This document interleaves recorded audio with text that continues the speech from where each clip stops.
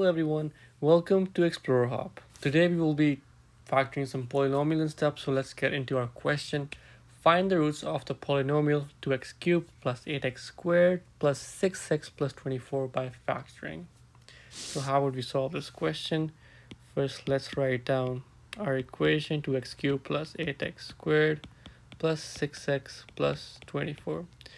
So we can factor this. We can see that we can treat these two as two separate terms. We can take out 2x squared as the common number, and then we're left with x here plus 4. Then over here we can take 6 out, which gives us x plus 4. This will leave us with 2x squared. We can combine these two and these two. 2x squared plus 6 and x plus 4. So now that we have factored our term, just remember that the roots of a polynomial are the value of x that make the equation equal to 0.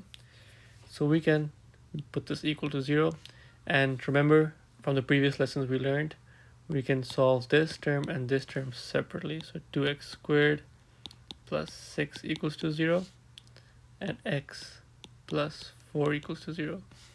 This would give us 2x squared equals to minus 6. X squared is equals to minus 6 over 2, which would give us x squared is equals to minus 3. We have this. And on the other hand, we have x equals to minus 4. Now, x equals to under root squared under root minus 3. This is not possible. That means the only root is x equals to minus 4. And that is our final answer. Thank you for joining us. I hope to see you in the next lesson.